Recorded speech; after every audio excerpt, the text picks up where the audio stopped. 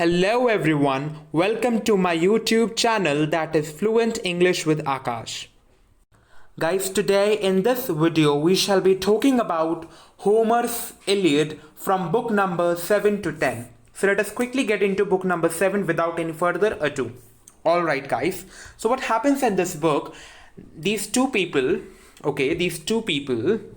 Hector and Paris, right? These two people, Hector and Paris, swept back into the battlefield and they caused a lot of casualty and destruction on the Achaeans' part. Okay, so seeing the mass destruction of the Achaeans, Athena could not stop herself from directly intervening in the battlefield. So what she did, she went straight so as to participate in the battlefield, so as to save the Achaeans from being killed. Now what happens, the time she was going towards the battlefield, at that time Zeus comes and he intercepted her and somehow he managed to take her away from the battlefield. Now what happens, another god comes named Apollo. Okay, this god Apollo comes and he was disguised as Helenus, right? He comes to Hector and he tells Hector, he suggests Hector to challenge the Achaeans in a single combat. Now, nobody accepted the challenge of Hector except Menelaus. But then what happens? Agamemnon was not ready to send Menelaus because Menelaus was indeed a courageous person, but then he was of no match when it comes to Hector. Hector was more courageous and was more stronger than this person Menelaus, right? Now what happens, if you talk about the other possibilities, the other people who could have fought with Hector, then another name is Nestor. Now what happens, Nestor was too old to fight in the battlefield, and that's why he didn't fight in the battle. Now what happens? Ultimately Menelaus had to fight in the battlefield and he fought with a lot of courage. And what happened? The time both of them indulged in a battle, at that time this person Menelaus, he broke apart the shield of Hector, but he could not cause any harm to him. He could not inflict any pain to him. But then what happened? This person Hector, he was able to dodge. He was able to dodge him. He was able to inflict pain to him. Now what happened? Towards the coming of night, on the fall of night, what happened? Herald from both the sides came, and and these heralds told both of them to stop the battle, and both of them then stopped the battle and they exchanged sign of friendship, and this is how they ended the battle. So this is what which was happening over there during the battle. Now what happens? This person Nestor, he was indeed patriotic. Okay, so despite the fact that he was an old man, though he was an old man, yet he was really passionate about his country. He was really passionate about fighting in the battlefield. So it is indeed very nice. Now what happens? This person Nestor, he gives a speech, a motivational speech to the Achaeans, and he told every one of them to participate in the battlefield. Okay, so now what does he say? He says that the time both the groups fought with each other, at that time it caused death on a large number. And in this process and in this casualty, nobody got chance so as to bury the dead. Now what happens? Nestor wanted time so that they could perform the ceremonial sacrifice and the funeral of the people who are already dead. Now what happens? He suggested this thing, and apart from that, he also suggested to build fortifications and ramparts. Near their ships and their camp. Now what happens? Priam at the same time, Priam also makes the same proposal. Okay, so now what happens? This person Antenor, okay, this person Antenor, he was one of the advisors of Paris. Okay, this person Antenor, he goes to Paris and he tells him, he gives an advice to Paris to return Helen, because it was because of her that the entire battle was being raged. Okay, so now what happens? Paris denied. He was like, no, I'm not gonna return her to her husband. Okay, and but then he got ready to return the treasure which he had carried with her. Now what happens? Somebody goes and tells the Achaeans that Paris is not ready to return Helen, but then he is surely ready to return the treasury. But then the Achaeans, they were not ready. They were like, no, we don't want the treasury. Okay, we would definitely fight. We can't stop the fight now. On this stage, we can't just escape from the battlefield. Now what happens? They were like, okay, we don't accept this proposal of yours, but then we need some time so as to bury our dead and then do the other things. Now what happens? Both the parties agreed on this thing. Now what happens? A god named Poseidon, right? This god, he got infuriated. And why? Because this person, the Achaeans, they built fortifications and ramparts without offering sacrifices to the gods.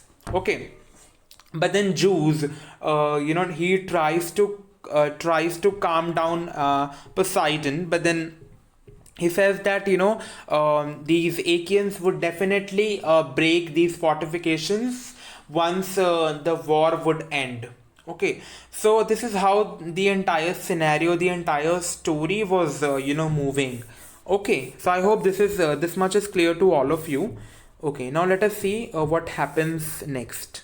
Okay, so before I move to the next part, to the next book, let me just give you a quick revision of this book. So what happens? These two people, Hector and Paris, both of them directly, indulged into the battle, and they fought with great courage. They assassinated a lot of people, a lot of Achaeans, right? And at that time, Athena comes and she was like, oh no, these Achaeans were being killed, and she went so as to help the Achaeans. Now what happens? Zeus comes at that time, and he tries to stop her from interfering in the war. Okay, and somehow he managed to take her away from the war. And then now what happens?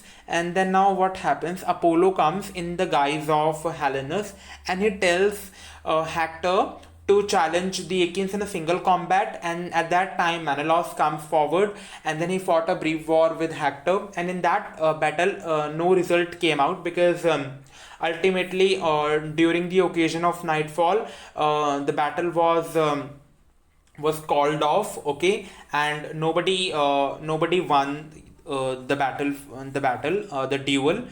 Okay, so they exchanged sign of friendship, and then Nestor was like, okay, we need some time so as to bury the dead and build some fortifications or ramparts and all. So this is how the entire story went. Now let us move to book number 8. All right, just a minute. All right, so now let us move into book number 8. Okay, so let us get into book number 8. So what is there in the book?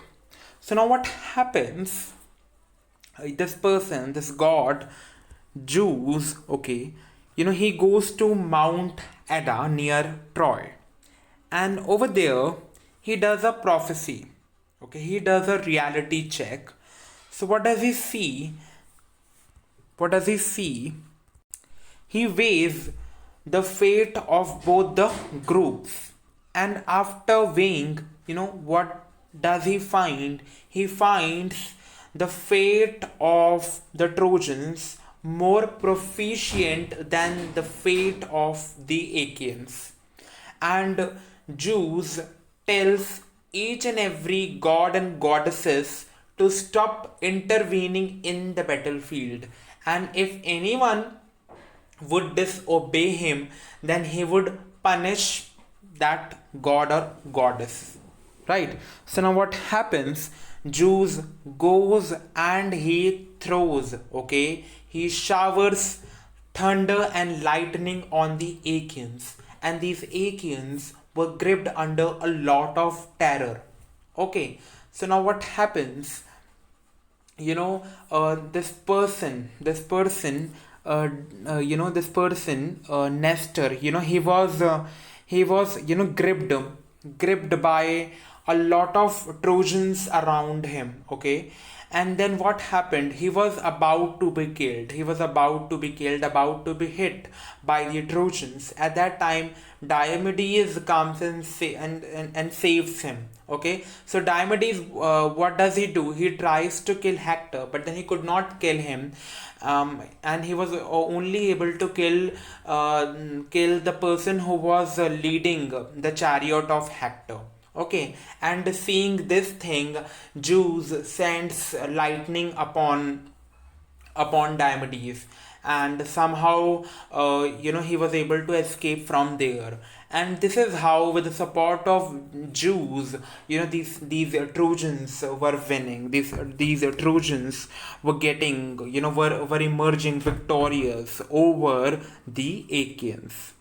Now what was happening? Seeing the destruction and devastation of the Achaeans, Hera got indignant. She was really annoyed at Zeus because her side, or the people to whom she was supporting. Okay, those people were being defeated by the Trojans. So she really wanted to support the Achaeans. Now what happened? She gets herself ready for indulging in the war. Then what happens? One of the goddesses, Ares, okay, she comes, and she tells her, or she warns her not to indulge in the war, because it is the order of god Zeus not to participate or not to indulge in the war in any way. Okay, and then Zeus tries to calm her down, that they would be able to fight. Okay, just wait for a moment. And then what happens? These Achaeans, they requested god Zeus, so that they would also be able to fight in the battlefield, because Zeus was indeed mad at the Achaeans. Now what happens? What happens next? This person, this not person, sorry, this god Zeus, okay, he sends a good omen in the form of an eagle to the Achaeans, and this is considered a kind of lucky charm. Okay, and this was what which filled the Achaeans with a lot of morale, with a lot of confidence, and then they again went back to this fighting scenario. Okay, so this is how the equations were being made, were acting against one person. Okay, against one group, the Achaeans. Okay, so what used to happen, sometimes the Trojans used to win, sometimes it used to seem that the Trojans would be winning the battle, and sometimes it used to seem that the Achaeans would be winning the battle. So this is how the equations were. Okay, this is how the opinions of gods were divided. So this is the all right. So now let us start with book number 9. Okay. So now what happens in this book? Basically, the Achaeans sensed defeat. Okay. So the way Zeus was helping the Trojans, that way the Achaeans were like, okay, now the Trojans would be winning the battle.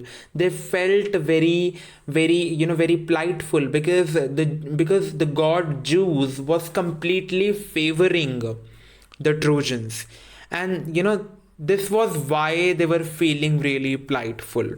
Okay, so they were panicked and they were feeling very despondent at that time. Despondent means that they were feeling very hopeless. they had no hope that they would be winning the battle, because Zeus was completely with the Trojans. Okay, now what happens? Agamemnon tells the Achaeans to sail home. Now what happens? Agamemnon was indeed, he got frightened.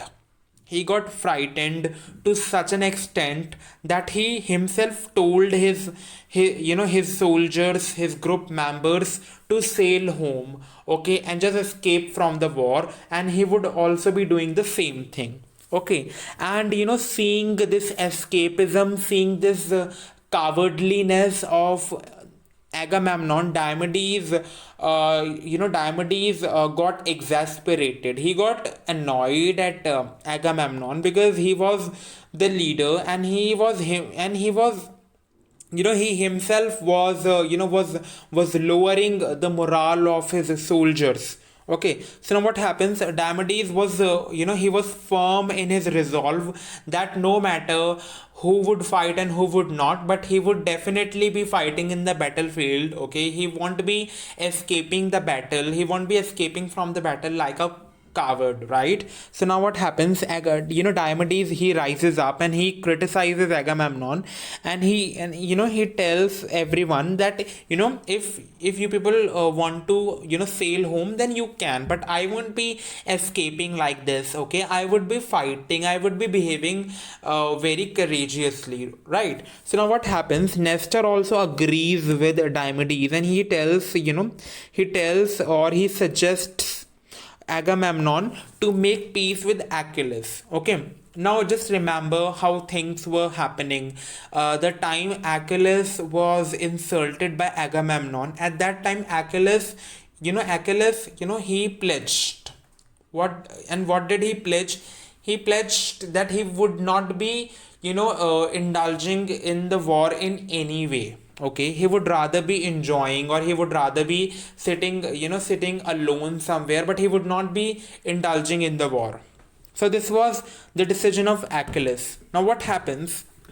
Agamemnon agrees. Okay, Agamemnon agrees, and he tells that, okay, in case Achilles would get ready to fight in the battlefield, then I would give him a massive treasure. Okay, and apart from that, I would also return him his beloved Briseis, and he would also provide, or bestow upon him the marriage of one of his daughters to him. So he bestowed upon him these very things. He said that, okay, if you indulge in the battlefield, then I would definitely give you these things. Okay. Now what happens? Three people were selected so as to converse with Achilles. Now what happens? Odysseus, great Ajax, and Phoenix. Okay, both these three people were chosen to be sent to Achilles. Now what happens? What these three people say so as to get Achilles again into the battlefield. So now Odysseus went first and listed the offerings and made to him, but he rejected the offerings immediately. Now what happened? Odysseus went to Achilles and he told him that Agamemnon has prepared, or he would be giving you these things if you get ready to indulge in the battlefield. But then this person Achilles, he was like, no, I don't want these things are useless. Okay, and he rejected the proposal of Agamemnon and these things too. Okay, so now what happens? There are two possibilities over here. Okay, so now what does Achilles say? He says that either he would be, if, see what happens. Achilles says that if he would indulge in the battlefield, at that time it is certain, or it can happen that that he could be killed by one of the Trojans. Okay, it is a possibility. Okay, and if it happens, then he would rather be, he would rather be living a glorious life at that time, because he would be, because he would be fighting for his country. But then if he returns to his homeland, then he would rather be living a very long life, but then that life would not be remarkable. Okay, so if he indulges in the battlefield, then he would be living a glorious life. But then that life would be short lived, because perhaps he could be killed by any Trojan. But then if he goes back to his home, then he would be living a longer life, a much longer life. But then that life would be unremarkable. That life would not be containing any worth. Okay, so this is what Achilles is saying. And then he was like, okay, I won't be fighting in the battlefield, right? And I would rather be going to my hometown. That is, I don't remember the hometown. I think Phthia and something like that. I don't know the name. Perhaps it is, yeah, Phthia maybe. It is the hometown of Achilles, right? All right. All right. So, what are those two possibilities over here? Now, what happens? This person, Achilles, what does he say? He says that either I would be, either I would be indulging in the battlefield, and I would rather be living a glorious life by indulging in the battlefield, and or you can say by fighting for my country, or either I would rather be living a longer life, a much longer life, but then that life would not be remarkable, it would be unremarkable. So he makes this choice. Okay, he tries to create this distinction between these two choices. But then but then he chooses that, okay, I would rather be going to my hometown, and I would rather be living an unremarkable life over there. Now what happens? This person Phoenix, he comes and he tries to convince him that, okay, please don't sail to your home, okay? And he tells him a story of a warrior whose name is Miliago, right? So what happens? The story of this person is very same. Is very same. It is very corresponding to the story of this person Achilles also. So this person also, he also refused to fight in the battlefield, and he rejected all the proposals, right? And ultimately what happened, he could not get these things because he didn't fight in the battlefield. And this is how, if Achilles would not fight in the battlefield, then then he won't be getting anything. He would rather be living an unremarkable life, because he won't be fighting for his own country. So now Phoenix makes this statement. Now what happens? A great Ajax comes to him, and and he tells Achilles that the anger of Achilles has made him too proud of his abilities. And then he appeals to Achilles to respect his fellow soldiers, his fellow colleagues, and everyone, and the rest of the soldiers. That he's being so, he's taking so much pride in his abilities, that he is not getting ready to fight in the battlefield, even at the request of each one of us, even at the request of Agamemnon himself. He's not ready to fight. But then what happens? This person Achilles, his heart melted to some extent, but then he didn't get ready to fight in the battlefield, and he was like, no, I won't be fighting in the battlefield, okay? And I would only be fighting in the battlefield once the combat would reach up to their ships. Okay, so the time the combat would be reaching their ships, at that time he would be taking his weapons, and at that time he would be fighting. So now what happens? This person, his name Great Ajax, okay, he got infuriated. He was very angry. He was really annoyed at he was really annoyed at Achilles. Why? Because Achilles was behaving. He was behaving really bossy, very pricey. Why? Because even after making so much of request, he was not ready to fight in the battlefield. Right. So what does he say? He says that the Achaeans would be able to defeat the Trojans without him. But then this is not the reality. The time Thetis goes to god, perhaps Zeus. I don't remember which god she went to. So the time she goes to one of the gods, at that time she got one of the boons that the Achaeans would not be able to win the battlefield without Achilles. And Achilles is one of the heroes of the Trojan War, because and then again, if you just go, if you have watched the rest of my videos, then you must have noticed that Achilles denied to fight in the battlefield, but towards the middle of the book, or maybe towards the end of, not the end, but then before that, I mean the middle of the book, you would realize that he fights in the battlefield, but not because of his country, not because of being patriotic enough, but because his dearest friend Patroclus was killed, was assassinated by Hector. And in order to avenge his dearest friend's death, okay, his dearest friend's assassination, he for that very reason he indulged in the battlefield. Okay, so now let us move to book number 10. All right. So now what happens? As night falls, everyone was asleep. Okay, the Achaeans were asleep and the Trojans were also asleep. Okay, they were having a sound sleep. But then Agamemnon was feeling really restless.